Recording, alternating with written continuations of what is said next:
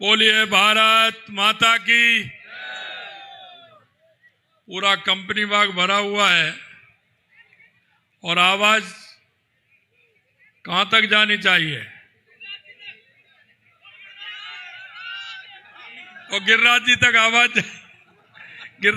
आवाज जानी चाहिए ना, ज्यादा दूर थोड़े हैं गिरिराज जी। बोलिए भारत माता की, भारत माता की, भारत माता की। आज के इस हमारे पार्टी के वरिष्ठ नेता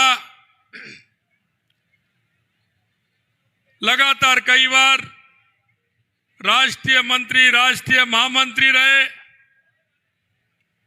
देश के विभिन्न प्रदेशों के प्रभारी रहे, चुनाव के प्रभारी रहे और आज हमारे केंद्रीय मंत्री के रूप में हमारी केंद्र की सरकार में अपना दायित्व निर्वहन कर रहे राज्यसभा के सांसद और अलवर के प्रत्याशी सम्माननीय भूपेंद्र जी यादव का जोरदार ताली बजा करके आप स्वागत और अभिनंदन करें, क्योंकि ये अलवर की जनता का बहुत बड़ा सौभाग्य है कि ऐसा व्यक्तित्व आपके बीच में केंद्र ने हमको और आपको भेजा है, जिसने कि पूरे देश में, पूरे देश के कई प्रांतों में राजनीति का उनको हर क्षेत्र का अनुभव है। ऐसे व्यक्ति को आपके बीच में भेजा है, ऐसे माननीय भूपेंद्र यादव जी। कैबिनेट में मेरे साथी उप मुख्यमंत्री माननीय प्रेमचंद बैरवा साहब, कैबिनेट के मेरे साथी भाई सुरेश रावत जी, कैबिनेट में मेरे साथी संजय शर्मा जी, पार्टी के वरिष्ठ नेता पूर्व प्रदेश अध्यक्ष सम्माननीय अशोक परनामी जी, तिजारा के विधायक महेंद्र बालकनाथ जी, बहरोड के विधायक भाई जसवंत यादव जी,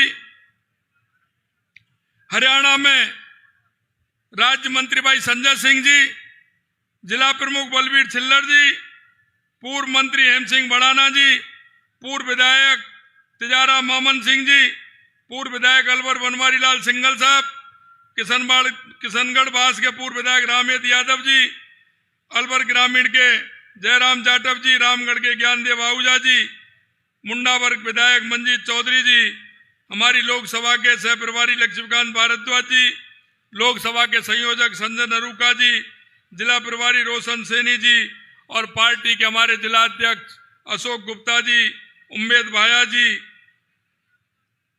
घनश्याम जी गुर्जर साहब महापौर, बन्नाराम जी मीणा प्रत्याशी राजगढ़, जय आहूजा जी प्रत्याशी रामगढ़ और मंच पर विराजमान सभी पार्टी के वरिष्ठ नेतागण, अलवर के गांव-गांव, ढाणी-ढाणी से आए मेरे पूजा योग बुजुर्गों, नौजवान दोस्तों, माता बहनों, सबसे पहले तो मैं आपके चरणों में नमन करता हूं, वंदन करता हूं, आपका अभिनंदन करता हूं, क्योंकि आपने राजस्थान के अंदर एक बहुत बड़े बहुमत के साथ सरकार बनाने का काम किया है। इसलिए मैं आप सभी का स्वागत और अभिनंदन करता हूं और आपको इसके साथ साथ धन्यवाद भी देता हूं। मित्रों, इस देश के अंदर अगर हम राजनीतिक दलों की बात करें तो बहुत सारे राजनीतिक दल हैं और वो राजनीतिक दल ऐसे भी हैं जो चुनाव के समय दिखते हैं, कुछ राजनीतिक दल ऐसे भी हैं जो चुनाव के समय झूठे वायदे करते हैं, खोखले वायदे करते हैं, घोषणा पत्र में भी झूठा लिखते हैं। लेकिन मैं आपको विश्वास दिलाना चाहता हूं, भारतीय जनता पार्टी एक ऐसा राजनीतिक दल है जो जनता कहती है वो करते हैं और जो घोषणा पत्र में कहते हैं वो करके बताते हैं। इसीलिए तो कहते हैं, मोदी जी जो कहते हैं वो करते हैं और करते हैं वही कहते हैं। यह बात मैं आपको इसलिए कहना चाहता हूं, आप लंबे समय से वोट डालते आ रहे हैं, आप किसी ना किसी राजनीतिक दल को वोट डालते हैं, लेकिन आपके वोट का असर कितना होता है मैं आपको यह बताना चाहता हूं। लोग कहते हैं कि यह काम भारतीय जनता पार्टी ने कर दिया। मित्र, वो भारतीय जनता पार्टी ने नहीं, वो आपके एक वोट ने किया है, आपके एक एक वोट ने किया है। इस देश के यशस्वी प्रधानमंत्री नरेंद्र मोदी जी को अगर ताकत देने का काम किया है, तो आप जैसे एक एक वोट की ताकत है, तो देश के यशस्वी प्रधानमंत्री नरेंद्र मोदी जी ने 500 साल का कलंक मिटाने का काम आपकी वोट की ताकत ने किया है।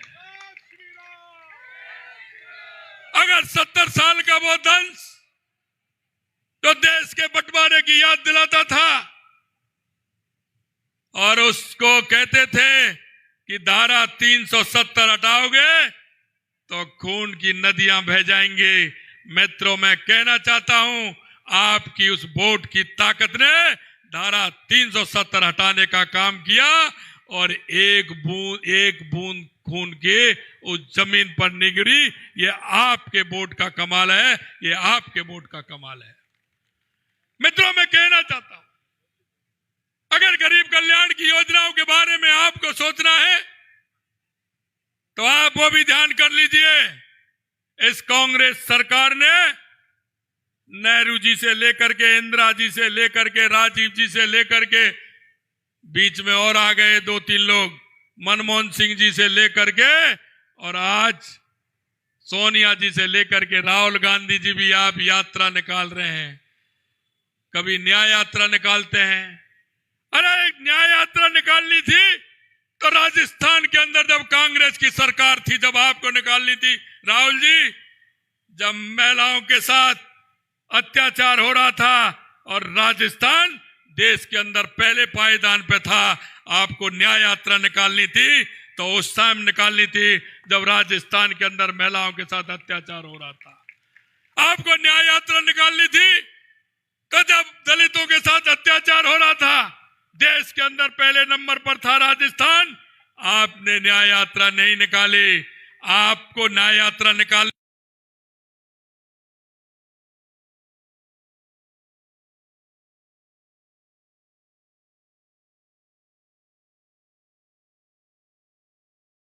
जब कांग्रेस ने वो वायदे पूरे नहीं किए तो आपको न्याय यात्रा इस राजस्थान के अंदर निकालनी थी। कभी निकालते हैं भारत जोड़ो यात्रा। अरे भारत जोड़ो यात्रा क्या निकालेगी कांग्रेस और क्या निकालेंगे राहुल गांधी? मैं राहुल गांधी जी से कहना चाहता हूं, अपने जरा पूर्वजों को याद कर लें और उनको देख लें। अगर विभाजन तो करने का काम किया तो आपके परिवार ने किया। गहलोत साहब कहते हैं, गहलोत साहब आपको सिर्फ अपने बेटे की चिंता है, सोनिया जी को राहुल की चिंता है, इस देश के और प्रदेश के बेटों की चिंता आपको नहीं है। अगर इस प्रदेश के बेटों की चिंता होती, उस समय जब नकल हो रही थी, नकल 19 पेपर में से 17 पेपर नकल के किए थे, अगर चिंता आपको राजस्थान के बेटों की होती तो आज हमारी एसओजी काम कर रही है, वो आपके समय भी काम करती दिखती। आज जिस तरह की स्थिति आपने इस प्रदेश की बनाई है वो आप देख सकते हैं। लेकिन इस कांग्रेस को अगर चिंता है और कांग्रेस के नुमाइंदों को चिंता है तो सिर्फ अपने बेटे की चिंता है। उधर सोनिया गांधी जी को बेटे की चिंता है और इधर अशोक गहलोत जी को बेटे की चिंता है। जालौर में जाते हैं, जालौर सिरोही के लोग हमारे,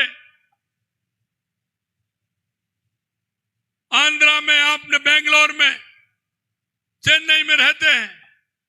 गहलोत साहब को चिंता है कि वहां जो हमारे राजस्थानी प्रवासी हैं उनके पास जाना है, उनके वोटों की चिंता करनी है, उनको लेकर के आना है। गहलोत साहब, मैं कहना चाहता हूं उन प्रवासियों को भी अगर राजस्थान में सुविधा देने का काम किया तो इस भारतीय जनता पार्टी की सरकार ने किया है, और आज भी वो मानते हैं तो देश के यशस्वी प्रधानमंत्री नरेंद्र मोदी जी पर विश्वास करते हैं, भारतीय जनता पार्टी पर विश्वास करते हैं। मित्रों, मैं आपसे कहना चाहता हूं, ये 5 साल कांग्रेस की सरकार रही, एक भी काम अगर किया हो तो बता दें। मैं लेकर के आया हूं, मेरे पास समय कम है, थोड़ा लेकर के आया हूं, अलवर के काम लेकर के आया हूं। इन्होंने घोषणा की अपने बजट के अंदर, इन्होंने घोषणा की विधानसभा के अंदर, लेकिन में इतने काम हैं, मैं आपको बताना चाहूं, इन्होंने घोषणा भी की है लेकिन आज तक इनकी कोई स्वीकृति नहीं निकली है। सिर्फ अगर घोषणा की है तो इन्होंने कागज में घोषणा की है, सिर्फ कागज में घोषणा की है। इन्होंने हमेशा जनता को बरगलाने का काम किया है, जनता को झूठे वादे करने का काम किया है। अगर हम आपसे कहना चाहते हैं, आप आइए, किसी भी मंच पर आ जाइए, हमारे घोषणा पत्र में हमने लिखा है, हमारा घोषणा पत्र पढ़ लीजिए, हमारा संकल्प पत्र पढ़ लीजिए और आप देख लीजिए 3 महीने के अंदर हमने 40 से 45% हमारा घोषणा पत्र पूरा करने का काम किया।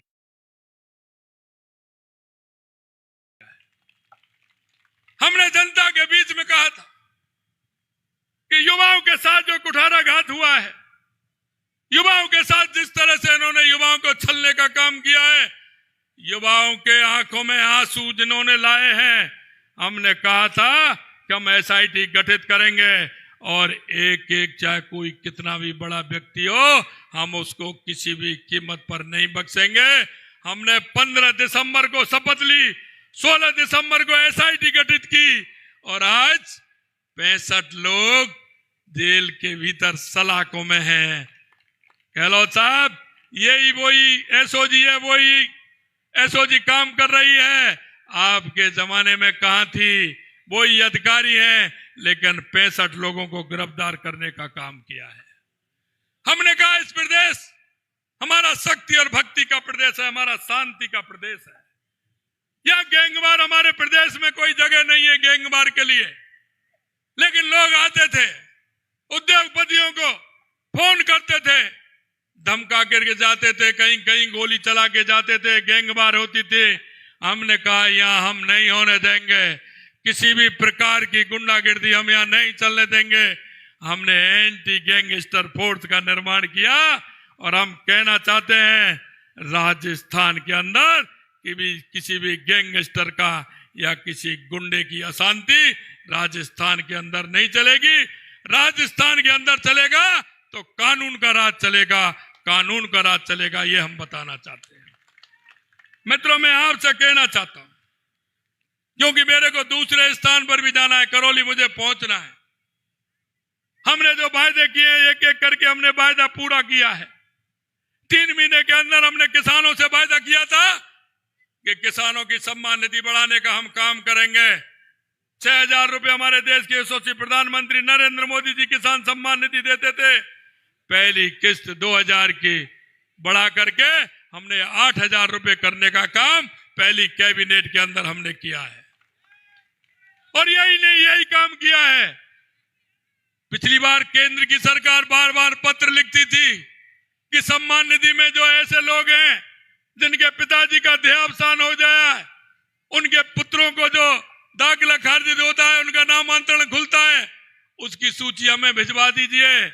लेकिन मैं कहना चाहता हूं, इस राजस्थान की सरकार ने वो सूची भी केंद्र में नहीं भेजी जिससे किसान के उन बच्चों को लाभ मिल जाए। हमने 60,000 से ऊपर ऐसे जो हमारे किसान भाई थे जिनके पिताजी चले गए, उनके बच्चों के नाम जमीन आ गई, उन 60,000 से ज्यादा लोगों के नाम भी बढ़वाने का काम किया है और 8,000 रुपए पेंशन देने का भी हमने काम किया है। मित्रों, हमें पता है, हम किसान के दर्द को जानते हैं, किसान की तकलीफ को जानते हैं। हमने कहा हमारा पूर्वी राजस्थान पानी से विचलित रहता था। पहले तो हमारे यहाँ नदियां आती थी, हम पानी से परेशान थे, लेकिन हम 30 साल से देख रहे हैं ये पूर्वी राजस्थान पानी के लिए परेशान है। इन्होंने कहा गई ईआरसीपी की योजना, गहलोत साहब कोई भी बजट आता था उसमें ईआरसीपी की जिक्र किए हुए नहीं माने। कोई भी विधानसभा के अंदर आए ईआरसीपी की उन्होंने जिक्र की, लेकिन कभी जिक्र की फिक्र नहीं की। इन्होंने ईआरसीपी को लटकाने का भटकाने का काम किया। इन्होंने कभी ईआरसीपी की तरफ ध्यान नहीं दिया। और इन्होंने जब एक बार पत्र लिखा कमलनाथ जी को, तो कमलनाथ जी उल्टे कोर्ट में चले गए और उन्होंने कहा कि मैं इसके लिए सहमत नहीं हूं, मैं इसकी सहमति नहीं दे सकता। इन्होंने उल्टा उसे कोर्ट में लटका दिया। अरे मित्रों, मैं आपसे कहना चाहता हूं, हमारी केंद्र में सरकार, हमारी मध्य प्रदेश में सरकार, राजस्थान में जैसे ही सरकार आई, हमें पता था कि हमारी ईआरसीपी की योजना हमारी जीवन दायिनी योजना है। पूर्वी राजस्थान के अंदर 13 जिले, 21 जिलों के अंदर इसका फायदा पहुंचेगा। पीने का पानी भी पहुंचेगा और 2,80,000 हेक्टेयर भूमि की सिंचाई का भी पानी यहां पहुंचेगा। हमने माननीय यशस्वी प्रधानमंत्री जी से निवेदन किया, माननीय प्रधानमंत्री जी ने तुरंत उसको प्रसंज्ञान लेकर करके हमारे मध्य प्रदेश के मुख्यमंत्री जी से कहा, हमारी केंद्र की सरकार से कहा कि राजस्थान के हिस्से का पानी मिलना चाहिए, यहाँ के 13 जिलों के लोगों को पानी मिलना चाहिए। हमारे 13 जिलों के पानी के लिए हमने हमारे मुख्यमंत्री मोहन यादव जी से कहा। मोहन यादव जी ने कहा कि समय आइए, इसके लिए समझौता करेंगे। एक दिन हमारे अधिकारी बैठे, हमने मोहन जी से कहा जाइए दिल्ली में बैठेंगे, बातचीत करेंगे, इसका समझौता होगा। उन्होंने कहा कि नहीं, मैं पहले जयपुर आऊंगा, आपको लेकर के जाऊंगा, दिल्ली में समझौता कराऊंगा। और वो दिल्ली के अंदर समझौता हुआ और आज हमारी वो योजना की डीपीआर बनना प्रारंभ हो गया और उसकी जमीन का एक्वायर होना।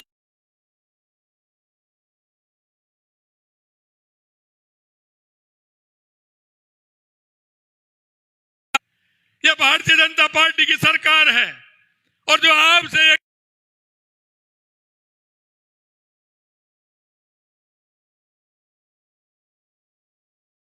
एक वायदा किया है, मैं आपको विश्वास दिलाना चाहता हूं, हम आपके एक एक वायदे को पूरा करेंगे। कांग्रेस के लोग कहते थे, क्योंकि मुद्दा हमने उठाया, सभी प्रदेशों में वेट घटा दिया, लेकिन राजस्थान में डीजल पेट्रोल सबसे महंगा था। हमने देखा, जब हम इसके लिए बैठे और हमने देखा कि राजस्थान में कितनी अनियमितताएं चल रही है। हमारे राजस्थान के अंदर 5.5 रुपए का अंतर डीजल और पेट्रोल में, 5.5 और 6 रुपए का अंतर आ रहा था। हमने कहा ये कैसा है। हमने उस अंतर को भी संतुलित करते हुए हमने वैट भी 2% घटाया और उस संतुलन को भी किया, क्योंकि गंगानगर के अंदर 7.25 रुपए पेट्रोल घटा तो 6.5 रुपए डीजल घटने का काम किया। 3-3.5 रुपए से लेकर के और 7.5 रुपए तक हमने डीजल पेट्रोल घटाने का काम राजस्थान की जनता के लिए किया। मित्रों, मैं आपसे निवेदन करना चाहता हूं, जिसके मन में इच्छा शक्ति होती है, जो काम करना चाहता है, निश्चित रूप से वो काम करता है। और हमारी पार्टी, हम गणेश को, गरीब को गणेश मान करके पूजा करते हैं और ये हमेशा गरीब के साथ धोखा करते हैं। मैं आपसे इतना ही निवेदन करना चाहता हूं, अलवर के अंदर हमको ऐसा नेतृत्व मिला है, ऐसे सांसद का हमें प्रत्याशी बनाया है जो पहले से ही उनकी पूरे देश के अंदर छवि है। मैं आपसे यही निवेदन करना चाहता हूं मित्रों, कि राजस्थान के अंदर लगातार हम 2 बार से 25-25 सीट जीत रहे हैं। 14 में भी जीते, 19 में भी जीते। हमें विश्वास है अब की बार भी हम 25 सीट जीतेंगे। लेकिन एक भी बूथ ऐसा नहीं हो, एक भी बूथ ऐसा नहीं हो जिसमें भारतीय जनता पार्टी की विजय नहीं हो। एक एक बूथ पर भारतीय जनता पार्टी विजय हो। और अलवर के अंदर मैं ज्यादा टास्क देना चाहता हूं।